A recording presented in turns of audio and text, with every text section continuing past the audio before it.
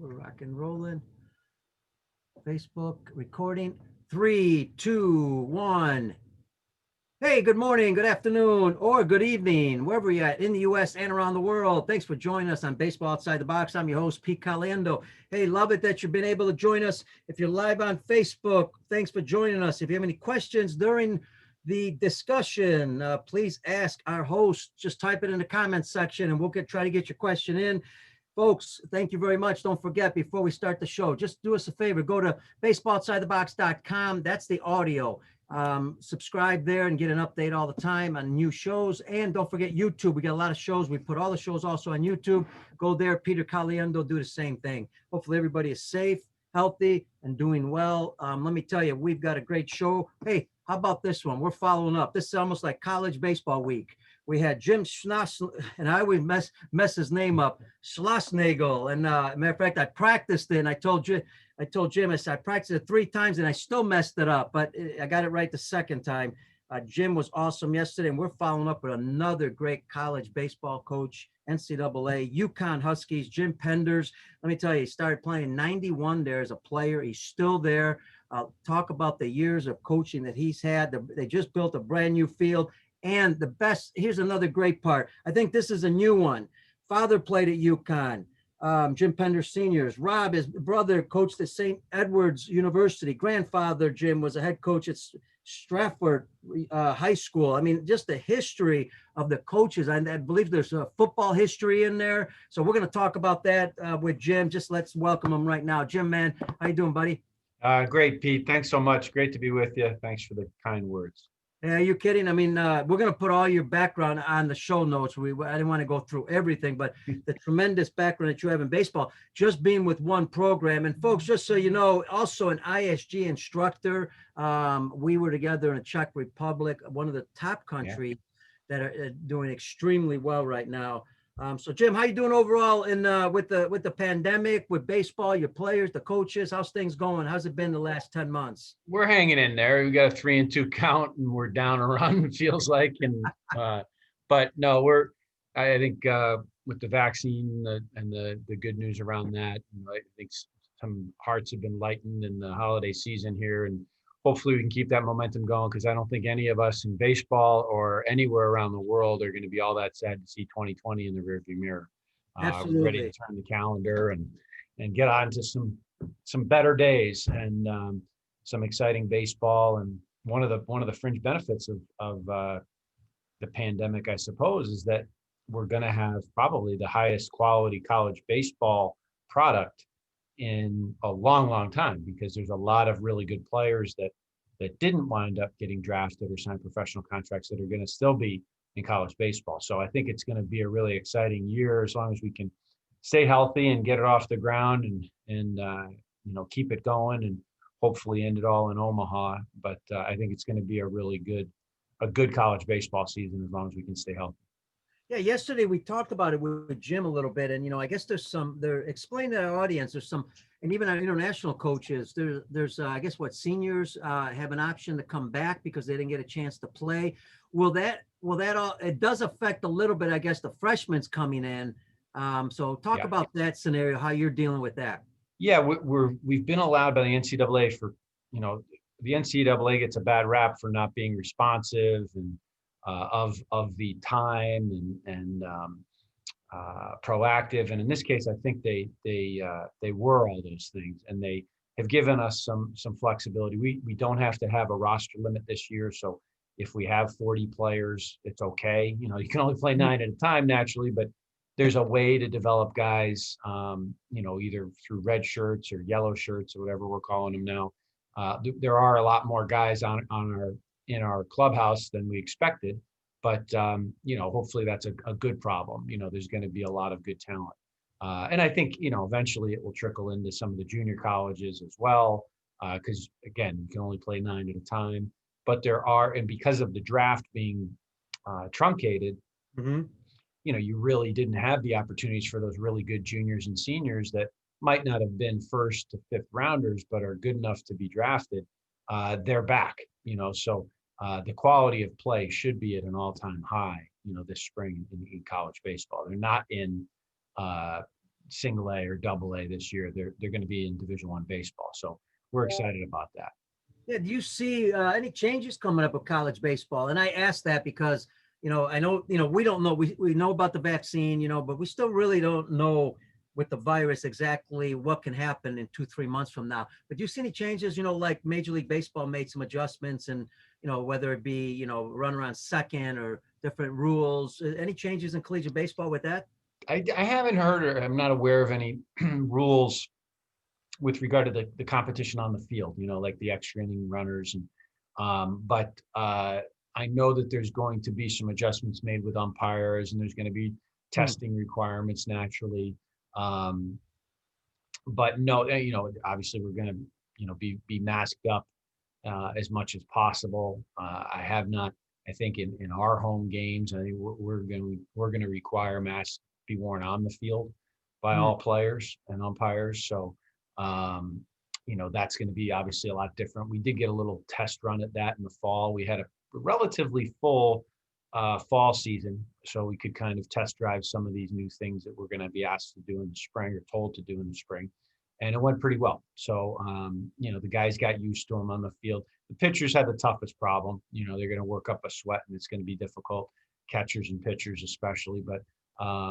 But it really wasn't that bad. And, I think the MLB really gave us some hope. The fact that they could get through a season, and there were some bumps along the way. But, even early on when I think it was the Marlins went into Philadelphia and the Marlins had it, but the Phillies didn't get it.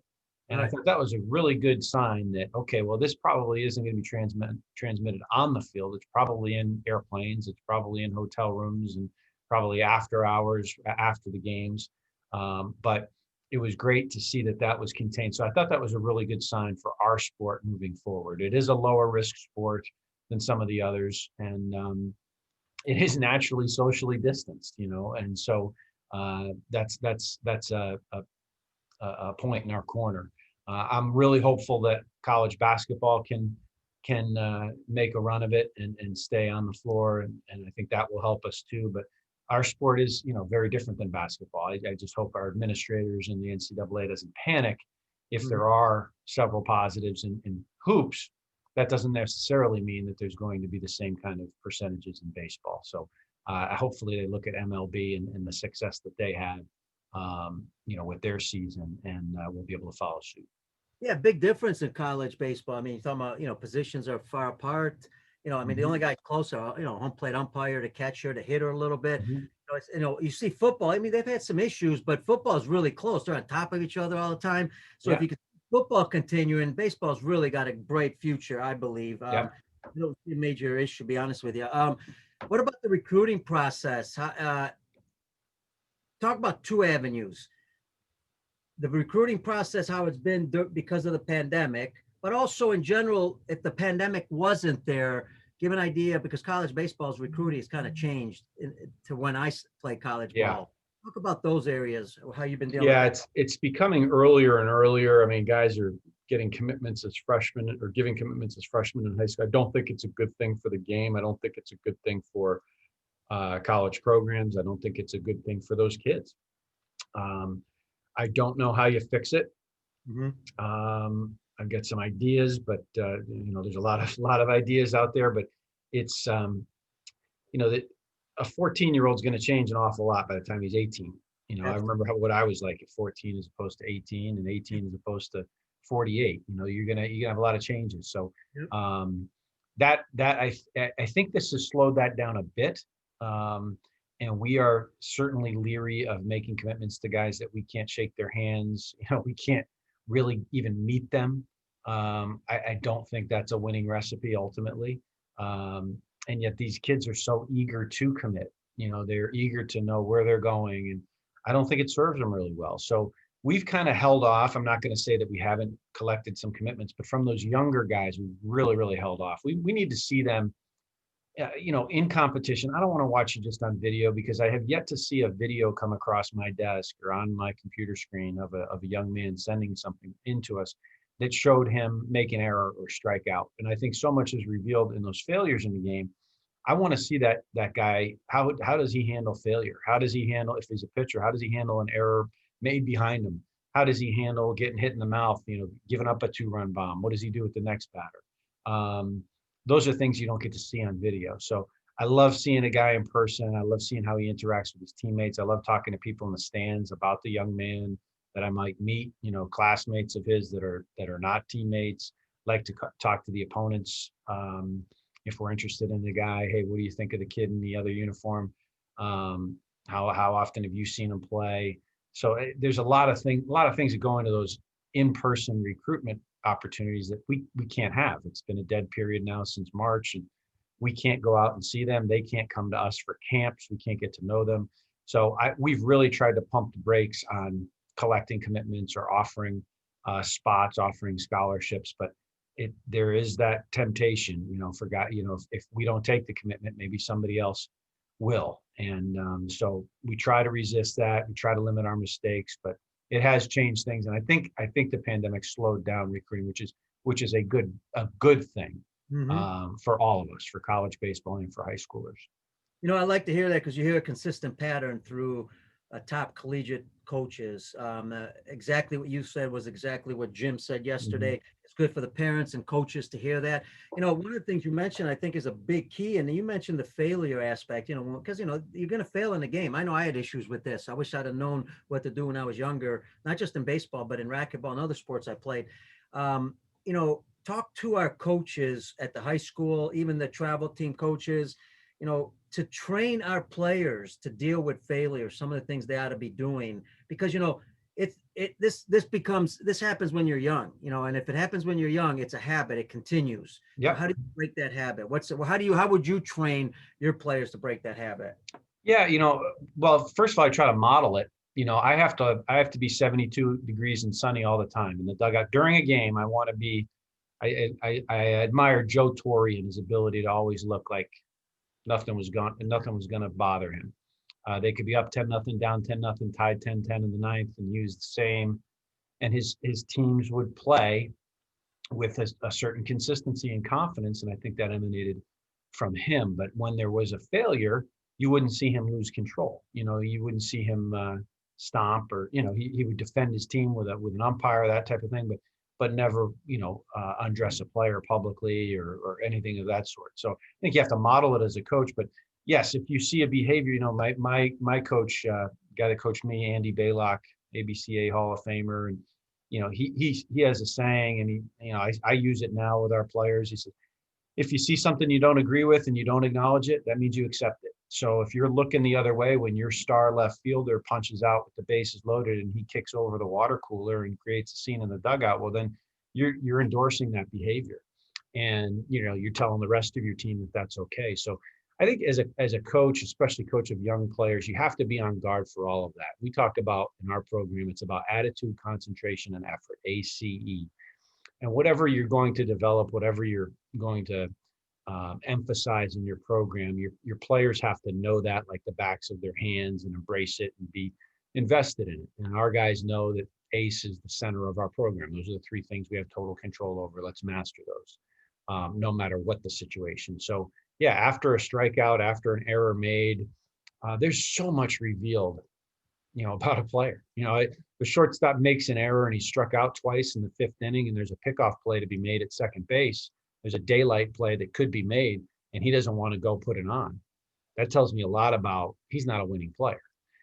If he does put it on, ooh, I'm attracted to that guy immediately, even though he's already struck out twice. Now I want to see what he's going to do in his next at bat, because he's not afraid of failure.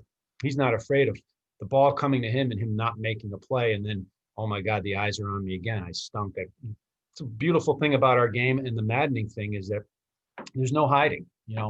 You can run around for 40 minutes in soccer and never touch the ball. Mom and dad can take you out for ice cream after and say you had a great game. You got to get up to the plate. And the ball might be hit to you, and it might go through your legs, and there's no hiding. And so eventually you don't have to wait long for failure and teaching opportunities in baseball, because let's face it, the game is made up of it. 7 out of 10 times, if you fail over a 10-year big league career, you're in the Hall of Fame. Yep. So you fail more than you succeed. It's how you handle those failures that separate you. And so we try to, evaluate that. And I think as a coach, I think you just have to be, your antenna has to be up for any kind of behavior that is not going to help the team. And reacting negatively to a failure is one of those things. I want our guys completely afraid of failure in their preparation. I think it's an incredibly powerful motivator. So if you're talking about bench pressing, a certain weight 10 times, let's do it 11.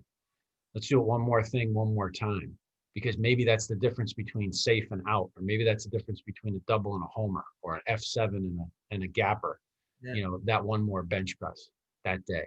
And so I want them paranoid about failure when they're preparing, but when the umpire says play ball, that has to just go away. And easier said than done.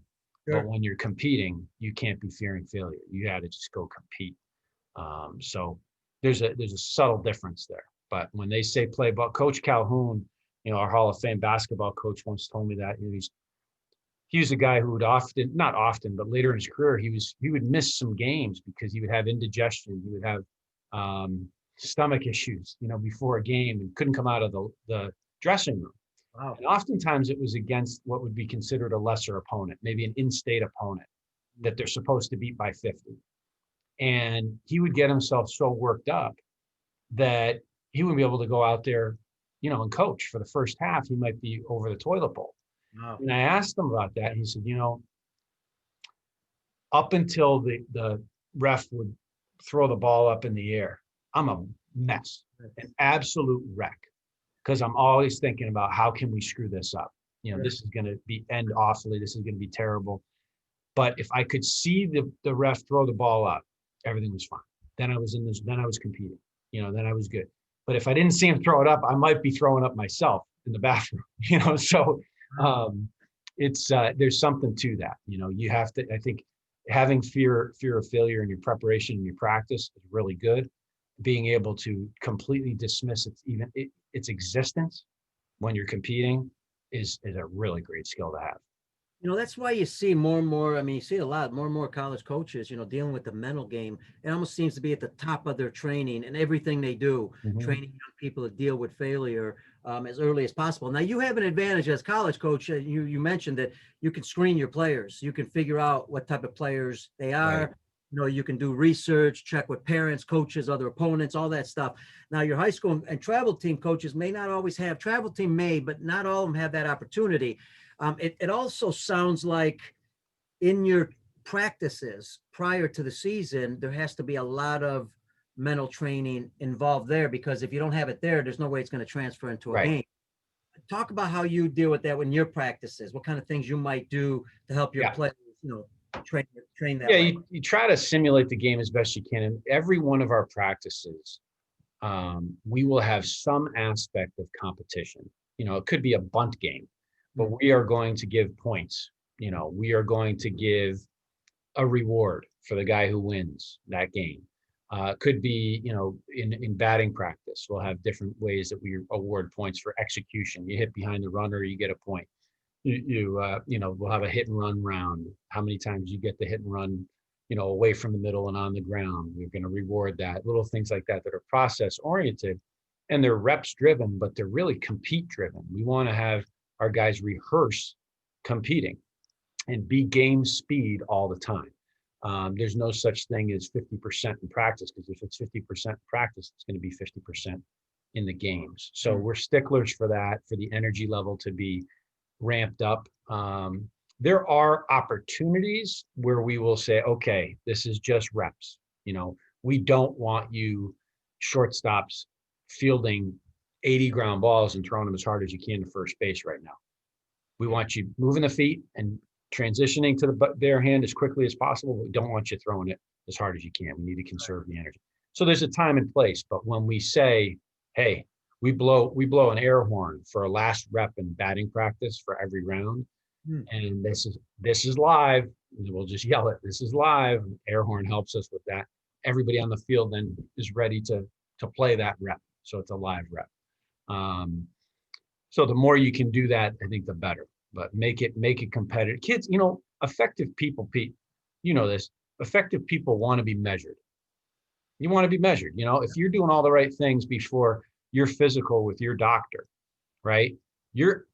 jacked up to get on that scale. You want that blood pressure cuff around your arm. Yep. You know, if you're doing the right things, if you're effective. If you haven't been effective, that's the last thing you want. So we thrive on finding guys who like to be measured, you know, and are competitive with themselves and with each other.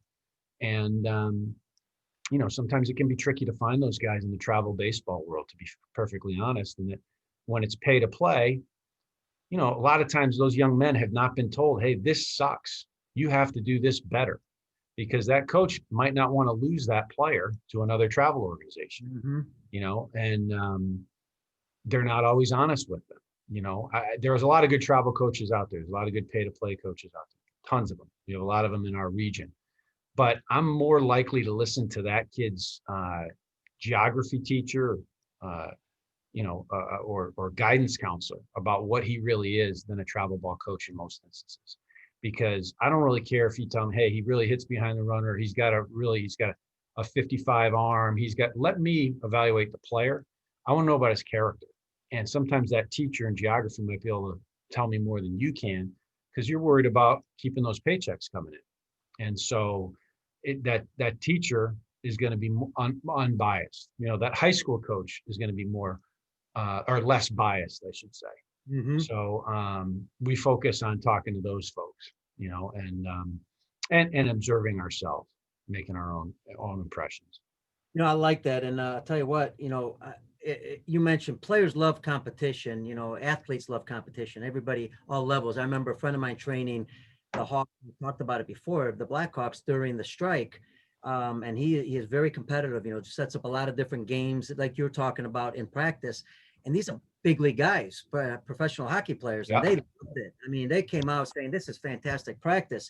But it's a good lead in for this one, because what advice would you have for whether it be high school youth coaches, whether it be travel coaches, advice on what you'd like to see more done at those levels? Because you get these players, so you see what they need the most, what they're good at. Yeah. But what would you like them doing more, so that way they're more prepared when they get to high school and college baseball?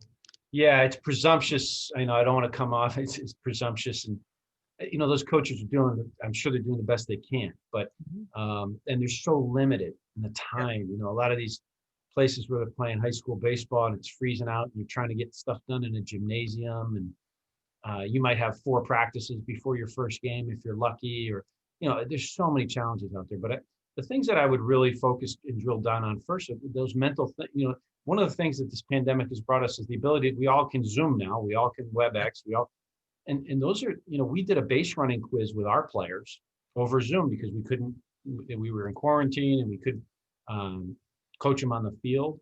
And George Springer, one of our alums, happened to be on campus that day, and he was like a guest, you know, and talking about base running. But so we got spoiled, and they got to ask him questions about base running. There's not many guys that are better in the world at running bases than George, and he did it instinctively. But I think I guess to answer the question, you know, think about ways you can use technology to kind of flatten the curve, that when you do get out on that field for the first time, or you do get in the gym for the first time with your team, that you can make it a little bit easier on yourself.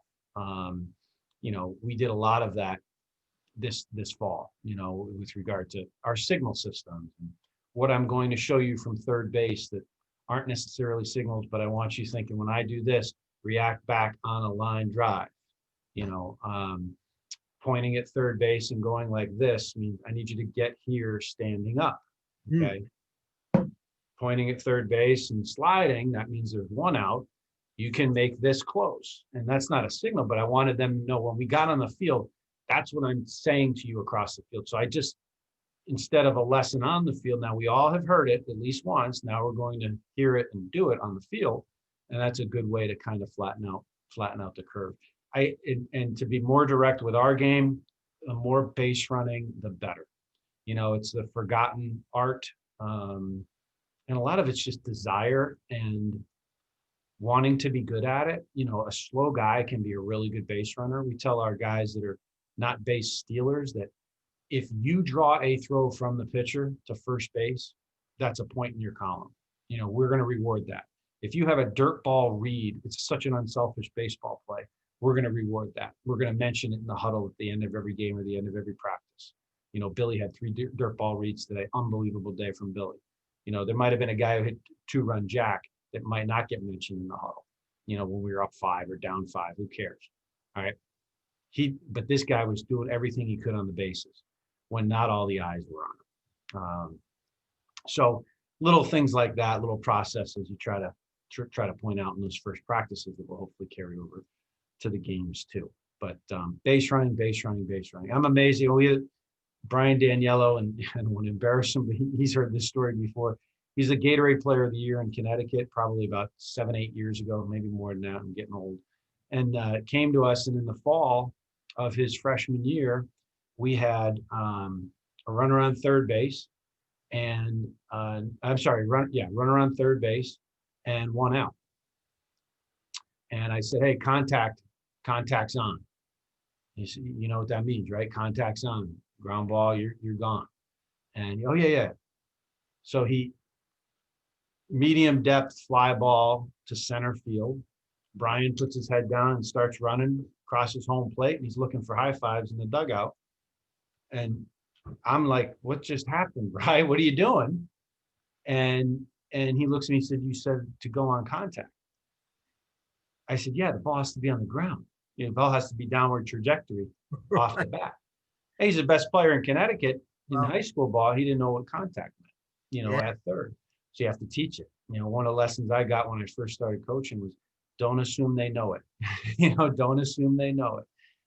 You have to teach it. Otherwise, they're not responsible for knowing it if you don't teach it. That's a great point. And I love all the points you brought up because, even when I was coaching as a young coach, I didn't want to assume it, but I was also scared because, am I giving them too easy stuff? And then they don't think you know anything. I know this stuff. Well, coach must not know much. So, but I agree with you. Don't assume it.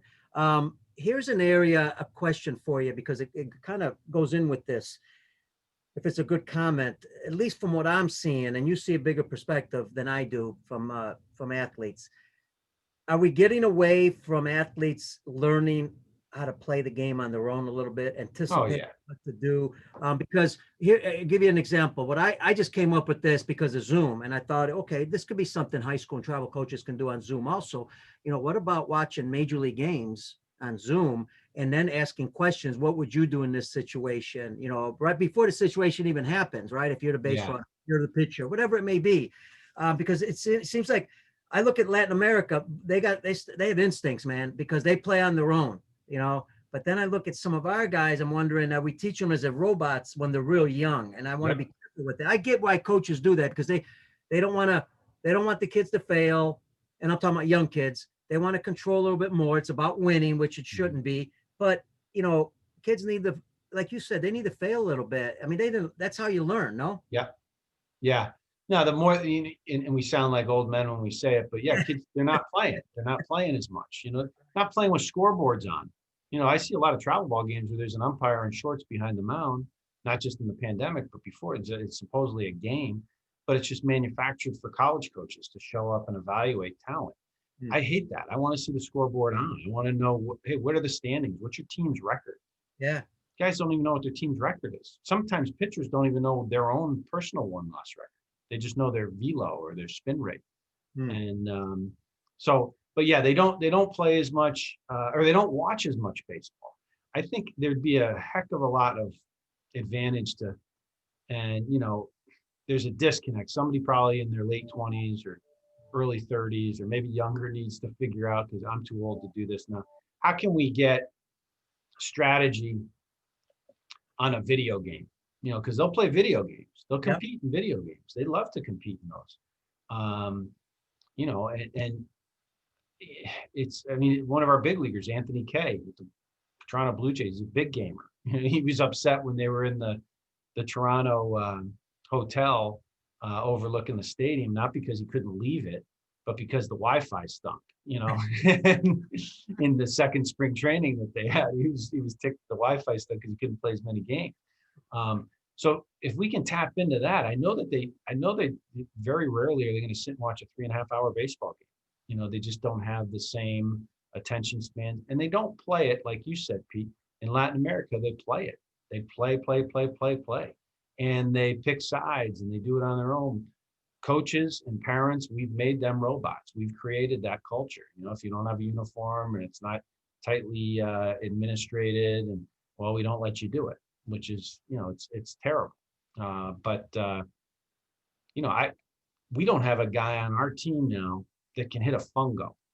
Can you imagine that? Like when you were a kid, Always. what'd you do? You go to the park and throw the ball up and hit it. You got two of you, and I'm going to try to hit it over his head.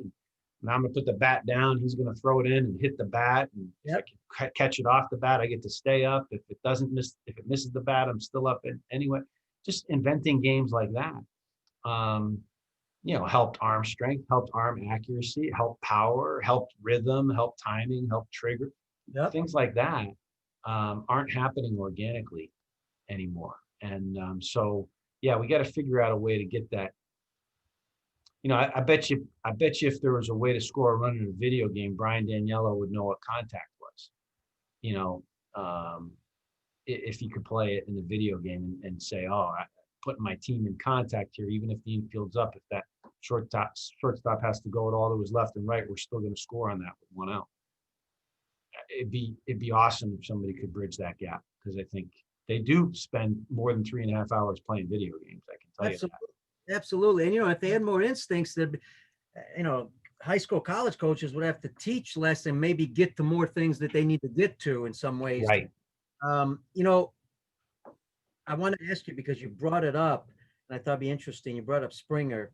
There's something else I was going to mention, but I forgot now. But with Springer, what was there something interesting that kind of raised your eyebrows a little bit when he talked about base running? Something that we may, maybe you learned, or maybe some of your players learned from him? Yeah, it was remarkable. What he obviously didn't have the answers in front of him. He didn't need them. He was just like, okay, well, what balls can I advance? The contact play actually was one of the questions that came up. Oh, yeah.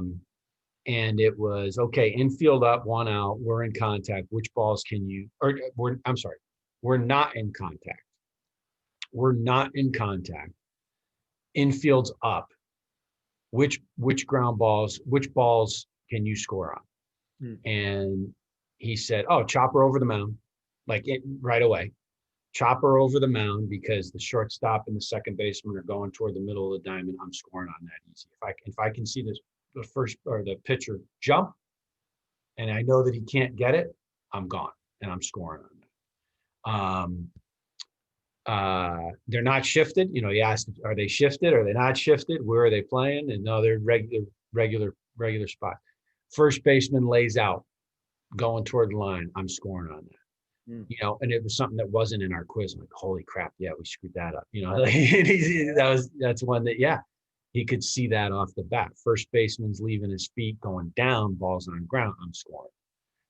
And he said any infielder going backwards to get a baseball on the ground, I'm scoring on. He's the best, one of the best in the world, obviously. But there was one other one too. No, I can't remember it. Oh, slow roller, I can beat the guy. High chop, slow roller, and I can beat the throw home. I know that. I don't want to be his only play. I don't want to, if it's a slow roller, the third baseman, he's not going to get the batter runner. I don't want to be the only play that he can make. But if I can get an early enough read on that slow roller to beat that third baseman past the ball, then I'm going to score on that one too. So, little thing. It was a nice advantage to have him just kind of pop in on the quiz. Absolutely. Not everybody has that opportunity. Boy, imagine that one. Yeah. Yeah, that's awesome. The other part I was thinking was with young kids, I'm a big believer that, give them some responsibilities, that way we talk about it, they're going to make mistakes, but let them do some things on their own. So my question to you, because I think it'll relate to the younger coaches teaching younger kids, base running, especially, are there times where players make decisions on their own? Base running, what are those? Yes, absolutely. And we try to teach that. There are days where I put my hands in my back pockets and I don't do anything at third. And Willie Mays said the best third base coach is me. When I'm playing, I know whether or not I can get there. And there's something to that. One of the things that we really stress is when you reach a base, find the ball. And it is incredible why, I mean, the fact that we have to coach that, Yeah. but you do. Right. You slide into a base, find the ball, find the ball, find the ball. Where's the ball? Is it in the shortstop's glove? Is it in the first baseman's glove? Is it in the pitcher's glove? Where's the baseball right now? And you might be able to get another bat.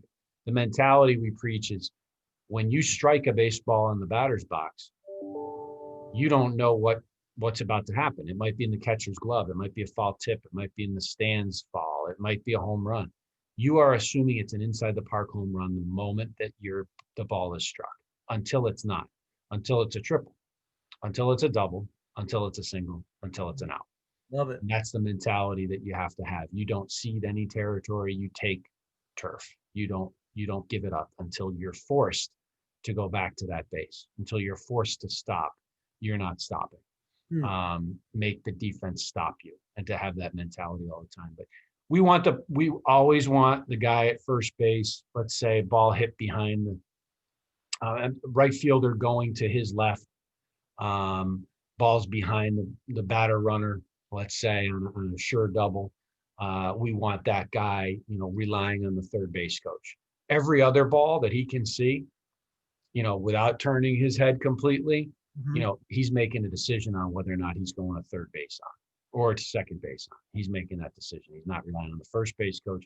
He's better equipped to make that decision. If he's searching for the third base coach going first to third on a ball hit to the left fielder's left, let's say, left fielder's got to make 3 steps toward the gap in going to his left. And he's looking at me after he touches second base or just before he touches second base. He's missing a possible bobble by the left fielder that would allow him to get to third base. Yeah. And if I see that bobble, I'm going to say, yes, yes, yes, yes, yes. And it's going to be too late, because then he might get thrown out, because now the message it's got to get from speed of light to my eyes, converted in my big brain here, and then speed of light to the base runner. It's just too much time. It's too much time. He can make that decision a lot better, like a Willie Mays did. Yeah. And we've got, I smile a little bit. We got Javier Baez here in Chicago. I've got tons of video. There's time, and not that I recommend it, but there's times where he looks back, he's running full speed, turns his head, looks, he doesn't even pay attention to the third base coach. Right. I've seen him where the third base coach had the stop sign up and he just kept going and scored. Yep. Again, I'm not encouraging that, but I'm just saying these are guys that have played the game. They're instinctively, they know how to play the game, and and they think on their own. On that, yeah, and that's the best kind of player. I mean, like we had Nick Ahmed, shortstop for the Diamondbacks, and Nick against Louisville. I'll never forget it. They had a guy on third base with nobody out. We were back. We were going to concede the run, and it was a hot shot, one hopper at him, backhanded. And he's coming up and throwing a rocket home, and I'm in the dugout saying, no, great play, Nick, way to go. He's out by 10 feet. And it was instinctive that he was like, I can make that throw easy. My feet are already set. I'm backhanded. It's one motion. It's going to be an easier play than going to first base. And he was right. And he threw a strike on the money. And, you can't argue with those instincts. When you get a player like that, just don't get in the way. Don't screw them up. Let them play. And Springer and Ahmed were great examples of that. Just let them go. The worst thing you can do is put some reins on, and encourage that. Encourage, that instinctive play. I know this is a general question, but when you look at athletes like that, I get it. You got to have some talent, athletic ability. Coach Jim and I talked about even, multi-sport athletes is always a good thing because, they're just better athletes. It helps baseball, help you be a better baseball player. But what do you see the difference in some of these guys that actually get to the next level? What I know there's skill level there, but I wouldn't say Pete Rose had the greatest skill level of players, but look what happened with him. So what do you see the differences a lot of times? We look at dirty uniforms. We look at guys without batting gloves. We look at, anything that's kind of look at how I play, not how I act like I play. If you got shades on your hat and 5 batting gloves coming out of your pockets and 2 on your hands and eye black that's designed in a mirror, and it's a big turnoff. That's chrome, wristbands. And, it's all like, look at me for the wrong reasons. But if it's a filthy uniform, it means that you're playing hard. And if it's consistent, like every time I go see a guy, that a guy is the dirtiest guy in the field and he plays like it. That's going to get our attention. The guys that are good teammates too, guys that, George is a great example. Nick's a great example. They're always giving, they're other centric. Their energy is boundless. And when they do make a mistake, they're accountable to it. Those are things that I think you learn over time. But those are, and there has to be just a certain grit and toughness to you, and we've been fortunate. And I think a lot of it just has to do with our geography. We play in cold weather, and our guys, once they do get to the minor leagues, they pass a lot of guys that may have had an easier path. You see that with the Latin American players, and I don't mean to equate where, San Pedro de Macorís to Hartford, Connecticut. It's not a fair comparison, but they're dealing with a lot of obstacles, a lot more obstacles than our kids generally are in this country.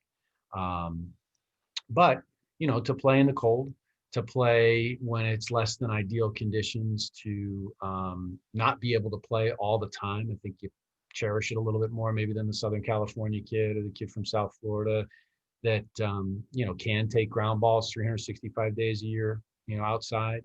And so I think there's a little bit more of a hunger, in the player that's coming from cold weather, being willing to play hurt, maybe not hurt, but nicked up. If guy's not playing with a contusion, well, that's not a guy that I want on my team. If he's eager to go see the trainer, it's not a guy I really want on my team. So, and that takes time to evaluate. But I think those are the guys that pass guys with maybe a little bit more talent, but the talent didn't work hard.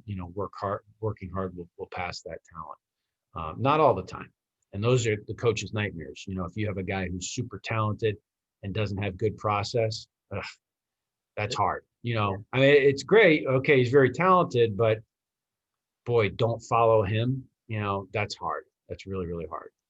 And you just have to be vigilant. You have to be eternally, I heard something on a news program the other night, eternally vigilant and on guard for those teaching opportunities. So when that star player does jake it down the line, he gets pulled out of the game. If he's not giving you a hard 90, he gets pulled out of the game. And him being out of the game, yeah, you may lose the game because of that decision, but you're going to have the respect of your team. When you act immediately. If you try to look the other way, you're telling your team that you're a fraud, and you're not gonna make those hard decisions and be true to what you really believe. Yeah, that's great advice, and I'll tell you why. Because that's why I keep stressing. A lot of these things the culture you grow up in. A lot of these things have to happen when you're young. Because I remember not failing when I was young, and all of a sudden I get to a certain level and I fail. I didn't know how to deal with it. Yep. Right? Because I didn't go through it at that time. And as you talk about different countries, I mean, talk about some of the greatest athletes in all sports come from some countries where it is so uncomfortable to train at because they don't have facilities and all the great stuff that we have here in the States. So there is a lot of truth to that. I really believe in that. Listen, let's jump. I love the jump because let's jump to your career, because I think this is important for coaches. You started at UConn as a player. So as a player, the coaches knew you, they knew your personality, what knowledge wise, you learned a lot. Then you became, I believe, the assistant coach. So talk about your kind of growth there and what your role is, what you see the role of assistant coaches should be to help assistant coaches. And then we'll get into a little bit more into that. I started as a player here, then spent 2 years in Washington, D.C., actually working for a United States senator. And after I graduated, I wasn't drafted.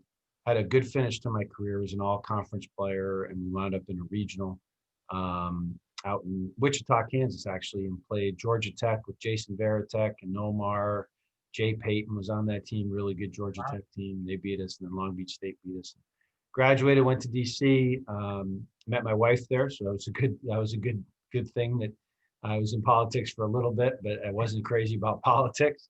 And then, yeah, Coach Baylock asked me to come back and coach with him. And knowing that I came from a family of coaches and probably had a natural pull in that direction.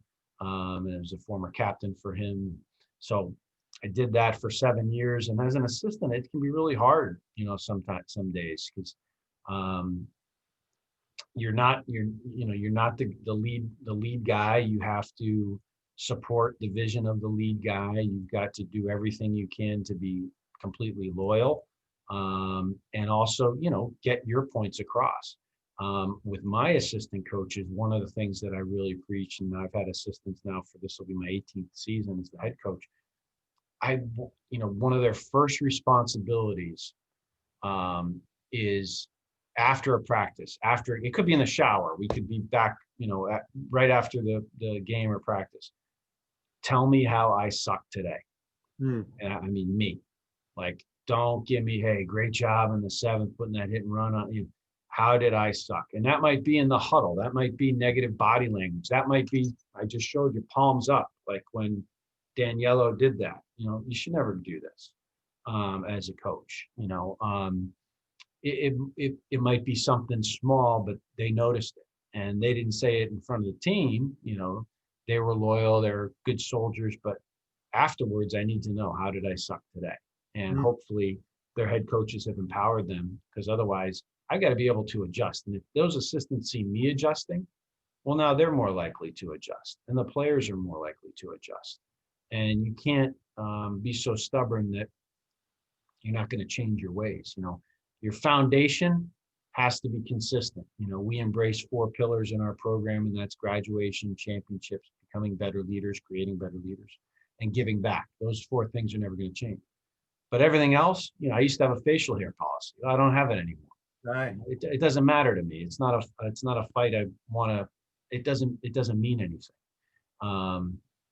So Coach Calhoun also taught me that. You had a bunch of guys with different color sneakers, and that would bother some coaches. And it's like, what bothers me is if they don't get back on defense or they don't rebound, they're out of the game. That's the stuff that matters to me. Yeah. And so, you just have to be very clear what matters to you, and have metrics for it, and have systems in place where, if it's not that important to you, you can adjust on it. And so that's where your assistant coaches come in. So I have our assistants have a lot of autonomy in our program. I want them to have that autonomy. I try not to meddle in, with our hitting coach. They need to hear one voice. The pitching coach, the pitchers need to hear one voice. I'm kind of the CEO, and I'll coach the pitching coach or the hitting coach, but I don't want to coach the hitters and the pitchers. That's their job. So hopefully assistant coaches feel that, and it is tough because you're between the head coach and the players, and but you have to know where that line is between player and coach, and you got to be ultra loyal. No matter what, you got to be loyal to that head guy, and that can be tough some days, but that's absolutely imperative. Well, I love that, you want coaches to evaluate everything. You guys discuss it within yourselves. And I think a lot of coaches, young coaches, should do that, have their, I don't know if you want to call them mentors, but come out to your practice, come out to your games, watch them afterwards, discuss like you said, what did I do wrong? What did I do good? Yep. What did I do better? What's the toughest thing now as an assistant coach? Now you become a head coach. What's the toughest thing that you have to deal with by becoming a head coach? This will help a lot of young guys kind of filter through all that. Yeah, you think everything, as an assistant. Oh, I've seen this guy do. I'm going to change this, and this, and I'm going to do this different. I'm going to keep that, but I'm definitely going to do this. And then until you get over into that chair, you really don't know. And it's taken me years to really adjust to it. But honestly, after 1 year, I had a better feel. But it really was one whole calendar year. Okay, it's December 18th. What should I be doing right now?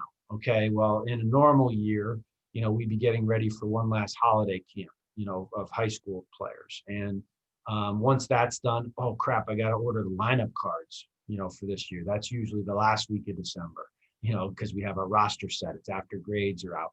I got to make sure that everybody's eligible. I got to, like, and so there's different things, different times of the year that as an assistant coach wouldn't even know that those were happening until you have to do them, and so to allow yourself, you're going to allow yourself to fall down, you're going to make mistakes, but listen and take cues. One of the toughest things initially is just you're that voice in the huddle at the end of a game or the end of a practice, and you're setting the course. And one of my assistant coaches now was a great help to me. He was a player on my first team as a head coach, Jeff Horgan. And Jeff was a guy who I would always find in the huddle because Jeff was always affirming. Jeff was, he was listening to, at least I thought he was listening to it, but it seemed like he was agreeing with everything. Right. Now, if I only looked at him, that was going to give me a false sense of security. So you had to kind of evaluate the whole huddle, like, oh, I've lost those 5. I got to shut up now. I've lost these 10 over here. Jeff was always there, though. I could rely on him. But just to find your own voice, some of the best advice I got is be yourself.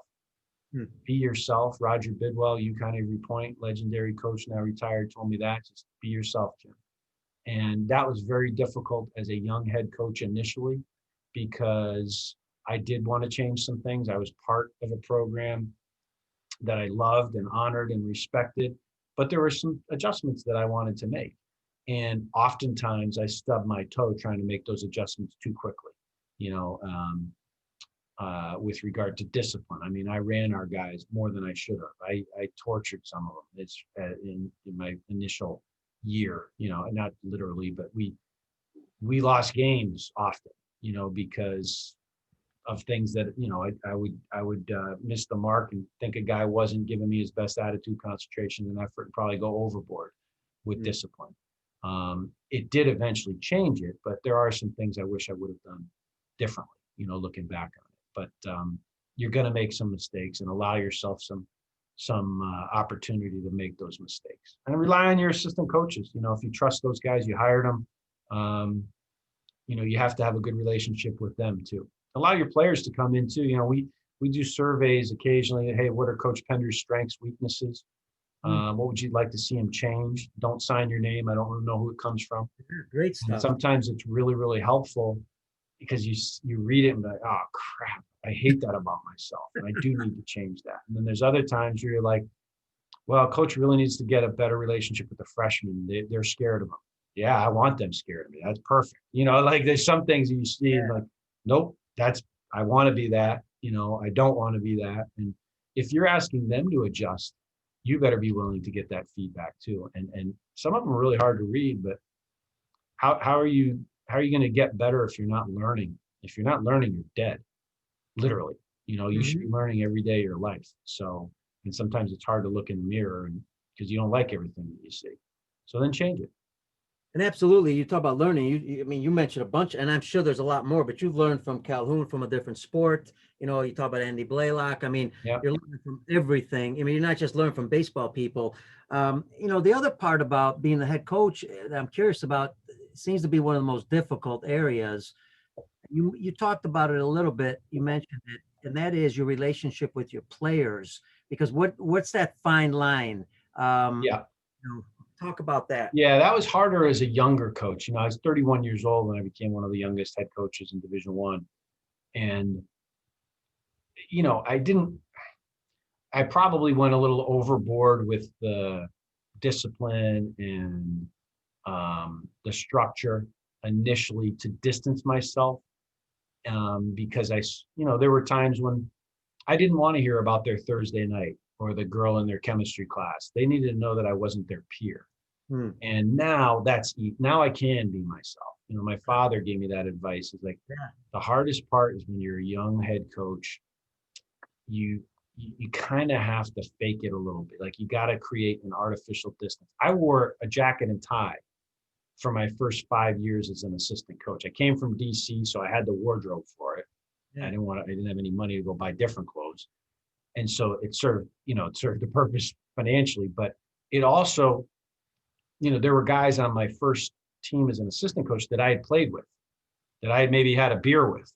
And I had to put up this artificial front, kind of like, hey, I'm not going to the parties with you guys anymore. Like I've got, and so it kind of helped me put up like kind of a line in the sand, just say, all right, I'm a coach now, and I don't want to hear about your Thursday night. I don't want to hear about the growing chemistry, and you need to respect that. And I think it kind of worked, but it was uncomfortable.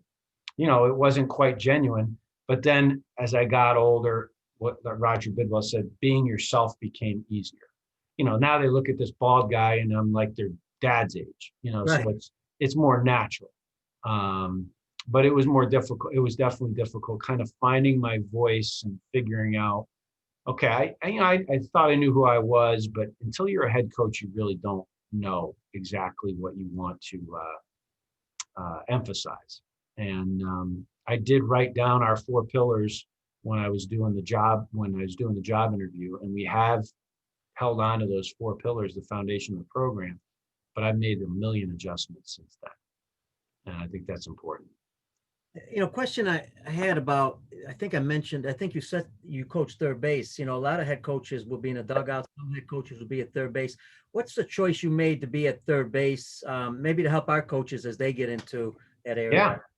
Yeah. Well, my first year, I had a guy named Dave Turgeon, who Dave, with you the might know. Pirates. He's a great baseball guy, most Excellent. recently with the Pittsburgh Pirates. And he was my associate head coach. And I was so lucky to get him. I had him for 2 Wow. years.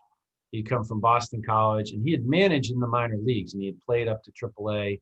Mhm. Actually played all over the world, and is an amazing baseball guy and just an amazing person too. He was older than I was, had a lot more experience than I did managing players, and coaching third base. So I'm like, oh, I got this guy here. I mean, I've never done it. I've only been at first. And I thought it was most important in my first couple of years to set the tone in the dugout, to be that 72-degree guy, Mhm. and to hear and to learn in the dugout. And I didn't feel like I could do that and third base well. When Dave left to take a job at Duke as an assistant coach, he told me, he said, listen, you have instincts. You do know how to manage a club. You lead very well. But you need to understand the nuances of the game better in order to manage that much better. And I think you should get out at third base.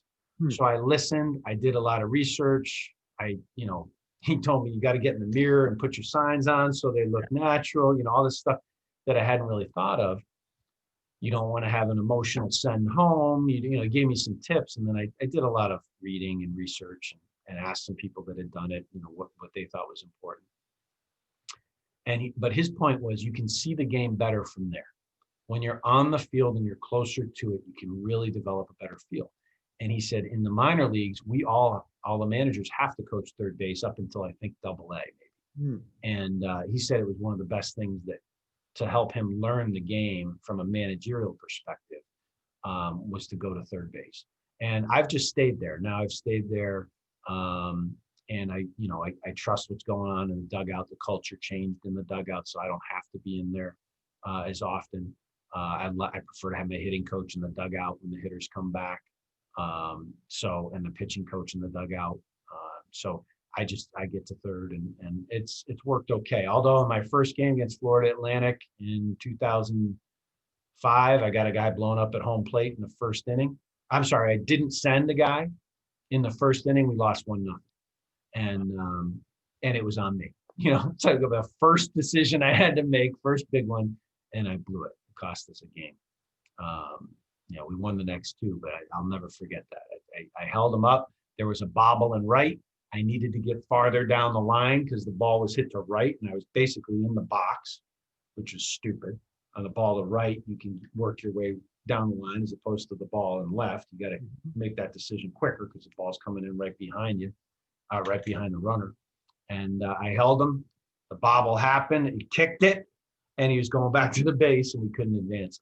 So I learned that day, get your butt down the line on a ball to right or ball to right center. You're going to have more time to make that decision.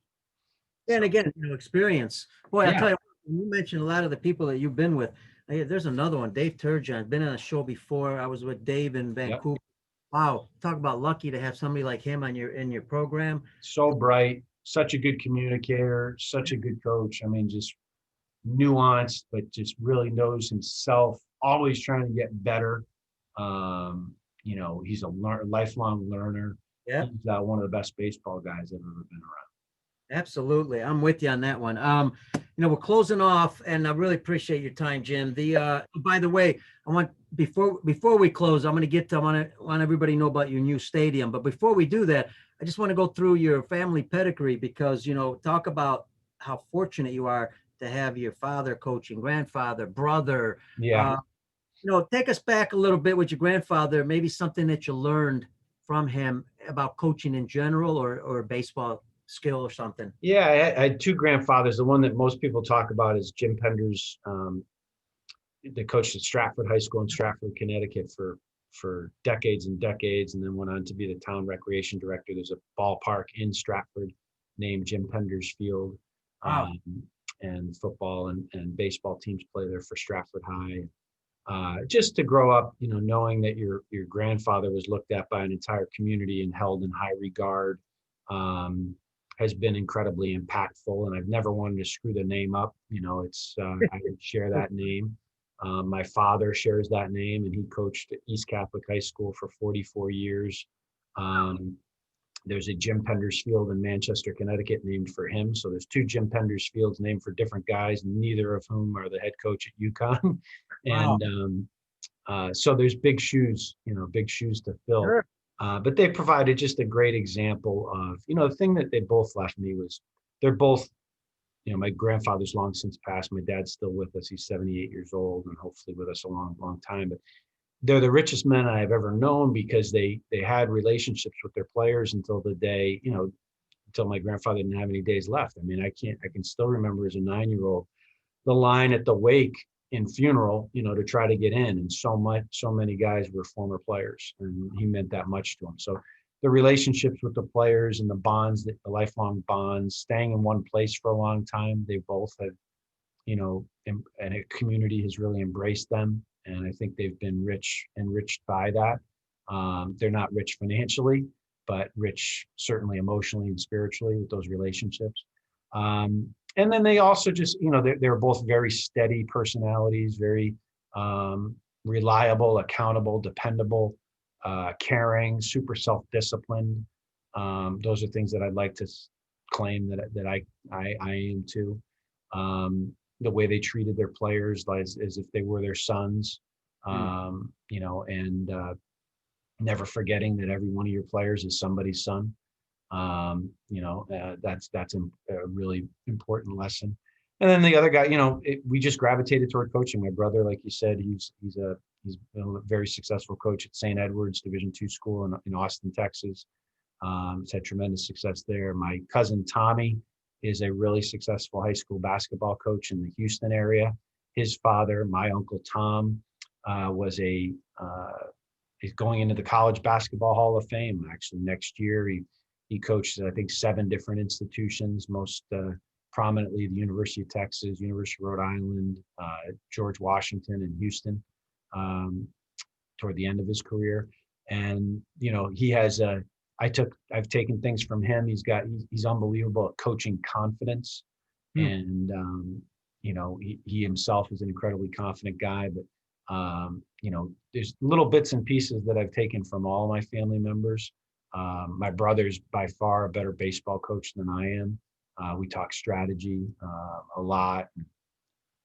He's very talented that way. So there's a lot of, it's nice to kind of be in a cafeteria of coaches. You take what you want, and you leave what you don't.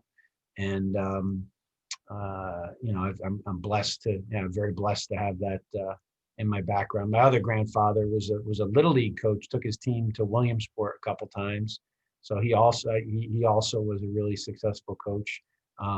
So there's a lot of family history there, and a lot of, hey, it's a blessing to basically make your living in the toy department of life. That's the way I look at my job. It's the toy department of life. Wow, I'll be able to do it for a long, long time. Let me tell you, what a great background. I mean, talk about being able to bounce things off each other. I think it'd be kind of cool. I know your grandfathers have passed away, but with your father, brother, uncle, Be cool to have a Zoom call where you guys are talking about, sports and coaching. That'd be an interesting topic. Take that one. Yeah. Listen, finally, let's talk about the stadium. Yep. Let's finish it off with UConn. What type of players, you talked a lot about players and what you look for in Yep. players, but what it takes to play there, basically. Talk about Yeah. those. We'll finish it off Yeah, there. well, we've been able to compete on a national level, certainly for the last decade or so, when we had the guys like Mike Olt, George Springer, and Matt Barnes, and Nick Ahmed, and John Andrioli. They really kind of helped put us on the map nationally, and we've been able to sustain a pretty good level. It's still not satisfying until you lift that trophy in Omaha, and then you're going to want to do it again and again and again. But we've gotten close. We've gotten closer. And I'm proud of the players that we've had, very proud of all of them. We tend to attract a really tough kid from a good family. And when we do that, I don't have to do as much. So I like to find guys from tough families or tough kids from families with really sound values. It makes my job a lot easier. One of the things about the ballpark, Elliott Ballpark, it's going to have one of our former players' names on it. Doug Elliott was an MVP in 1982. His son, Dougie Jr. played for me and was an MVP in 2011 on a team that had 10 draft picks on it. He was one of them. So I'm just incredibly proud and satisfied that it's going to have a former player's name on it. Doug and Sheila, his wife, donated $3 million for that and to the effort. So that's really satisfying. The first meeting for the facility came in Doug Elliott's boardroom at the Travelers Insurance Company in Hartford in November of 2003, and we're finally going to open it this year. So it's been a long time coming, sure. But when we do throw that first pitch in that gorgeous facility, we will know that we have earned it, not deserved it, but earned it. And we're going to keep earning it because there's a lot of people that came before that helped build it, and we need to honor those people.